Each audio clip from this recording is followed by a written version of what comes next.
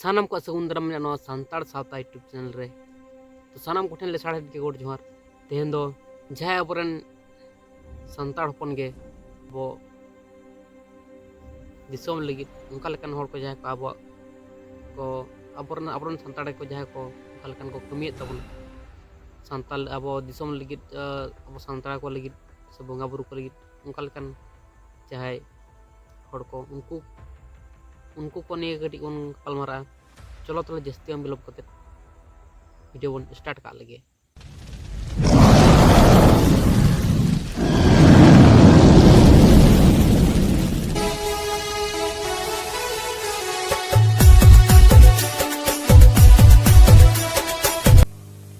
तो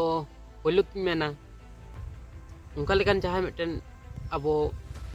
सानताड़ रंगे एक्टर से सिंगर जहाँ मेना तबन पहलू ते उनी निये गटी बन गपाल मारा अपरन जहाँ रॉक स्टार सिंगरेज सोरेन उनी अब दमान दमान सेरेंग तलाते अब बुझाव करना से शिक्षा एम लेना कुरुमुटु का तबना तो अड़ी किछु स्कीम तना जेमन ऑलचिकी सेड़ा माबन उनका लेकना सिंगरेज सोरेन गंके साउते डिगिर सोरेन आयरन जहां कुड़ी गिदर ताय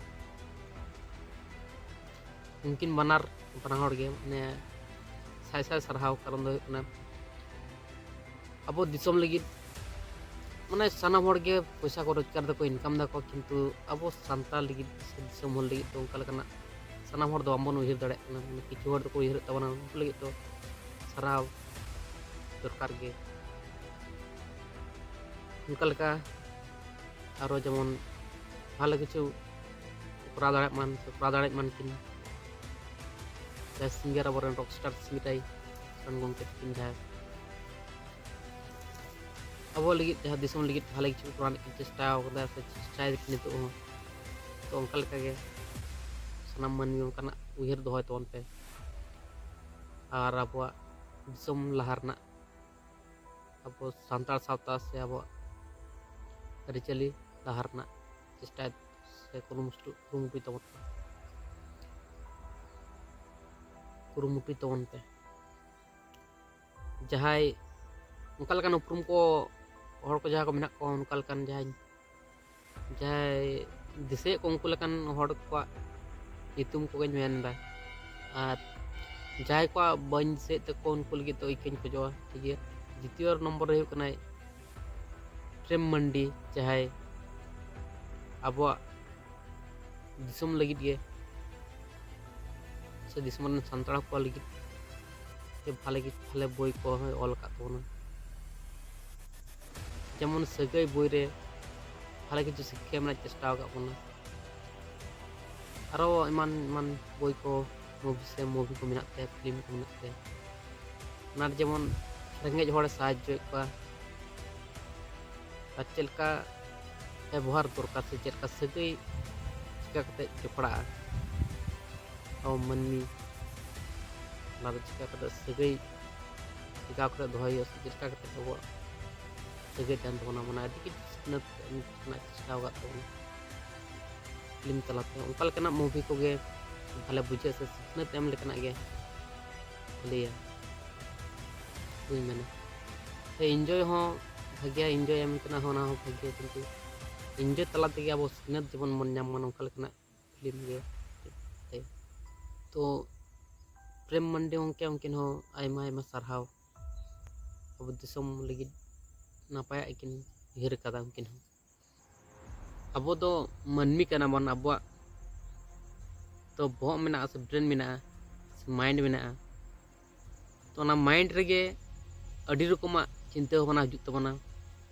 भाग्या हो हजू बड़िजा हो बार चिंता भावना बड़िजा हो भाग्या तो उनागे बड़िजा सहा कते भाले बन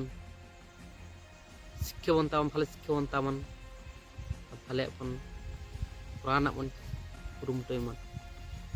बड़िजा जबरा को जहाँ को भोग रे ना तबना से माइंड रे ना तबना उना बन सहाया भाले बन हतावा भाले किछु बन पुराना बन चेष्टा दिसोम लगी सावताल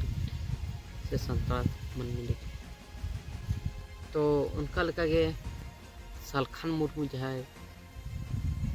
सालखान मुर्मू गंके उनकिन हो जेमन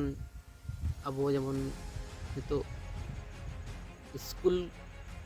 संताड़ ऑलचिकी स्कूल किन बनाव ना कुमुटू कदा तो उनकिन हो आयमा आयमा सरहाव बेकार जगह रे बेसी टाइम बांगेम कते भले भले जगह जेमन टाइम बन बना भाले किछु बन कराम उनागे तरह भागे जिनिस कारण दो कना समय दो अबो कम गिता बना कम समय मध्य रे बेसी किछु कराना चेष्टा है तो जिन दो चला समय चला अक्तो हो पालम पालम चला किंतु जहाँ बयस नितो चला कान तबना चलाव दिन पारम उकिन कटाक कना बछर कटाक कना जहाँ बयस पारम चला कना उना बयस तो तो बांग कोड़ तो उना खातिर समय इम्पोर्टेंट एम हुआ और समय इम्पोर्टेंट उनका जगह रे इम्पोर्टेंट एम हुआ जहाँ जगह रे अब भाले किछु हताना मन चेष्टा और भाले किछु पुराना मन चेष्टा उनका लेकना जगह रे टाइम बनना समय बनना सालखान मुर्मू गंके उनकिन हो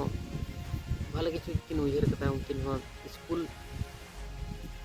संताड़ ते ऑलचिकी ते जे स्कूल कोराव ना केन टुंग टू कदा तले कोराव दो ओइकन चमान चना को नि को दो बांग नाम कना तो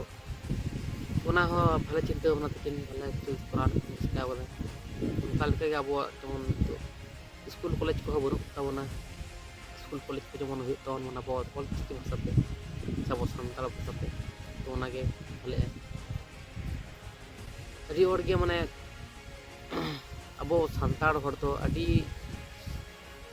और के नेलाव से अब तो शिक्षित अमन शिक्षित माने अब संसार चलाते के अमन रेंगे नाचार हर कना मन अब संसार चलाते के करिगम चाबन अब चला करिगम चाबन पढ़ा अन के तो उनका लेकना अवस्था हो मेना तक खातिर मेना जे पढ़ा सिखनत तो दरकार जे सिक्के मारांग जिनिस सिक्के छाड़ा चे जिनिस सम्भव बांग सिखनत तो दरकार के सेचेत तो दरकार के सिक्के इम्पोर्टेंट जिनिस तो सिखनत रना कथा जिसे खान दो तो सिखनत रना कथा मेन लेखान दो दिशा हे अंत बना बरेन जहाँ रेशनल गंके जहाँ रबिन हेम्ब्रम गंके जहाँ बो नितो सोशल मीडिया को बन नेल बड़ाय कना से कथा को बन आंजम बड़ाय ते अब नितो जेमन डन नितुम ते खबर तपाम दाल दापाल तापाल को पजक कना को संताड़ संताड़ गे तापो चितान रे अडी अडी हड़ को मेंदा जे अब संताड़ संताड़ा सावता दो हुकना से समाज दो हुकना डेन समाज तो उना लगी उना टेका दाराम लगी से उना दुख विपद खन बंचा लगी अब रेशनल गंके रबिन हेम्ब्रम गंके टेका दाराम दाय तो अब माझी सिस्टम रे नवा को जहाँ लगती तबन चेदा से अब मेना को जे बरेन बुंगा बुरु को एम का बन थे से सेड़ा बन थे को माझी सिस्टम दो तो उना रे उनका लेका सिस्टम जुदी ता को तबन हाड़े खान दो उना ते जतो किछु बन पूरा ताड़े के जमन को मेन का थे माझी दो कनाई अतुरन बाबा बाबा निचरन बाबा जमन उनका लेका मनावाया माझी दो और जग माझी दो कना जहाँ तीन बड़ा उन्ना मेन तबन ठीक है तो उनी दो जग माझी दो चाहे कटी कटी मई बाबू तो को हरा बुरुक कान तबना उनको को नेल को उनको नेल हरा को से नेल को चे चिके दे बाय चिके दे उनका लेकना दायित्व बताना के अड़ी दामान अड़ी इम्पोर्टेंट कमी ता ना के अतुरन जग माझी उनका लेका आरो पारानिक को ताकना पारानिक को मेना को ताबना नायके दो अड़ी दामान हर कान तबना जहाय बुंगा बुरु ᱢᱟᱱᱟᱣ ᱠᱚ ᱛᱟᱵᱚᱱᱟ ᱥᱮ ᱫᱮᱵᱟ ᱥᱮᱵᱟ ᱠᱚ ᱛᱟᱵᱚᱱᱟ। तो ᱚᱱᱟ ᱦᱚᱸ ᱟᱹᱰᱤ इम्पोर्टेंट ᱠᱟᱹᱢᱤ ᱛᱟᱵᱚᱱ। ᱯᱟᱨᱟᱱᱤᱠᱟᱜ ᱦᱚᱸ ᱪᱮᱫ ᱠᱚ ᱠᱟᱹᱢᱤ ᱛᱟᱠᱚ ᱚᱱᱟ ᱦᱚᱸ ᱵᱟᱹᱧ ᱫᱤᱥᱟᱹᱭᱮᱫᱟ ᱚᱱᱠᱟ ᱫᱚ। ᱟᱨ ᱜᱚᱰᱮᱛᱟᱜ ᱠᱟᱹᱢᱤ ᱦᱚᱸ ᱟᱹᱰᱤ ᱫᱟᱢᱟᱱ ᱠᱟᱹᱢᱤ। ᱩᱱᱤ ᱦᱚᱸ ᱦᱚᱦᱚ ᱜᱚᱴᱟ ᱟᱹᱛᱩ ᱦᱚᱲᱮ ᱦᱚᱦᱚ ᱟᱠᱚᱣᱟ ᱡᱟᱦᱟᱱᱟᱜ ᱡᱤᱱᱤᱥ ᱫᱚᱨᱠᱟর ᱠᱚᱨᱮ, ᱡᱟᱦᱟᱱᱟᱜ ᱵᱤᱦᱟᱹ ᱵᱟᱯᱞᱟ ᱠᱚᱨᱮ, ᱵᱷᱟᱸᱰᱟᱱ ᱠᱚᱨᱮ, ᱡᱟᱦᱟᱱᱟᱜ ᱚᱱᱠᱟ ᱞᱮᱠᱟᱱᱟᱜ ᱚᱱᱩᱥᱴᱷᱟᱱ ᱠᱚᱨᱮ ᱦᱚᱦᱚ ᱟᱠᱚᱣᱟ। ᱚᱱᱟ ᱫᱟᱭᱤᱛᱛᱚ ᱛᱟᱭ ᱚᱱᱟ ᱫᱚ। ᱚᱱᱟ ᱠᱚ ᱠᱟᱹᱢᱤ ᱫᱚ ᱟᱹᱰᱤ ᱫᱟᱭᱤᱛᱛᱚ ᱟᱱᱟᱜ जिनिस कना। तो उना को सिस्टम दो अड़ी चेहरा सिस्टम कना, किंतु बामन मनावदा। तो उना लकातिन मेना नितो नेशनल गंके उनका लकना दायित्व पालन तबना। उना खातिर दो अड़ी आयमा आयमा सरहाव। कारण दो है कना नोंकाना दुख मुहिम रे तिंगु लगित जहाय हर तो दरकार के, बाखान तो कोय अबय बंचाव बना नोंकाना दुख मुहिम को। नेलोगो कान गया गोटा दिसोम दिसोम जहाँ घरे के प्राय के खबर आजमोग कान तारिन गया डन खातिर को आपाक गपजोग कना। तो ओना खातिर मेना जहाँ तुर के जहाँ सेट रगे जहाँ दिसोम सेट रगे उनका लेका जुदी जहाय को उनकान समस्या को पड़ा कान तबना। नितु दो अब नेशनल गंके सोय टिकाव दाराम तबना अलकना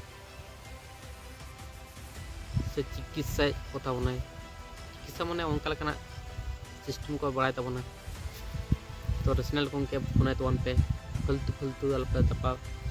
दाल गज को तबना से उनका लेकाना झमेला अलपे तबना। तारपरे हुयुग कना आर मिदटेन कथा हुयुग कना खिस्टान को हताव का तबन जे सही धर्म रे को चलाव कान तबन। उनको का मिदटेन कथा ले तबना। उनको को मेना जे आल तो डंगरी जिल को बाले जमा, आल तो पौरे हंडी को बाले ये आलेया जाति कना स्वराज जाति उनका लका को मेना। उना आकवा माने धर्म गे कना स्वराज धर्म माने कारण दो कना निये मिदटेन कमेंट ला थे उनका लेदा जे इसे धर्म रन हड़गे कना को कम हो। कारण दो कना उनको दो उनका लेकाना पाप वांग को कमिया। पाप बोलते तो डंगरी जिल को बांग को गज को फालतू फालतू जीव जियली के बांग जीव बांग को नष्टय तकवा। पौरे हंडी को बांग को नुया, बड़ी व्यवहार हो बनुत तकवा। तो उना शिक्षा को दो है उना दिन मनाव तकवा ठीक। उना शिक्षा दो सरेस के कना, किंतु उना खातिर तो आपे के विचार तबन पे परा ठीक परा भूल। तो इन दो नवा गኝ मेना जे जतो जिनिस रे भाले बड़ दो ताहेना, किंतु बड़िया सा कते भाले सुदु नेलाबन भाले बन नेला। उना गኝ मेना जे इन कोय खुद हो इन दो नेल दो बन चला कना जे नवा ना नवा खराब जिनिस ना खराब जिनिस इन दो बन नेल तबना ठीक गया। तो अब इन दो भाले जिनिस नेल तबना भाले जिनिस के तुलो रकाब ना चेष्टा तबन। तारपरे हुयुग कान तमा इसे धर्म को ना उयहर दो किंतु सरस गया भागी गया इन दिन मेन। तो कोई उयहर चलका तो उना कथा दिसे लेखान मिदटेन कथा दिसे हेजना जहाय हुयुग कना बाहागाड़ नायके बाबा बिदु चंदन बाहागाड़ नायके बाबा। तो ओंडेना किछु जहाँ आंजम कान नेल चोंग जिनिस को मेना। तो नेशनल गंके हो आयमा आयमा सरहाव अडी नपाय नपाय कमी का तबना।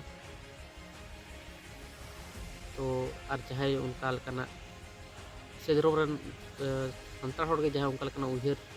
ᱟᱱ ᱦᱚᱲ ᱦᱚᱸ ᱢᱟᱱᱮ ᱥᱟᱨᱦᱟᱣᱤᱧ ᱪᱟᱱᱟᱣᱮ ᱠᱟᱨᱚᱱ ᱫᱚ ᱦᱩᱭᱩᱜ ᱠᱟᱱᱟ ᱚᱱᱟ ᱠᱚᱫᱚ ᱵᱷᱟᱞᱮ ᱡᱤᱱᱤᱥ ᱯᱟᱹᱣᱨᱟᱹ ᱦᱟᱺᱰᱤ ᱠᱚ ᱧᱩ ᱠᱚᱫᱚ ᱥᱮ ᱵᱟᱹᱲᱤᱡ ᱵᱮᱵᱚᱦᱟᱨ ᱚᱱᱟ ᱠᱚᱫᱚ ᱠᱷᱟᱨᱟᱯ ᱡᱤᱱᱤᱥ ᱚᱱᱟ ᱠᱚ ᱞᱟᱹᱜᱤᱫ ᱫᱚ ᱩᱱᱠᱤᱱ ᱜᱚᱢᱠᱮ ᱦᱚᱸ ᱥᱟᱨᱦᱟᱣᱤᱧ ᱮᱢᱟᱭ ᱠᱟᱱᱟ।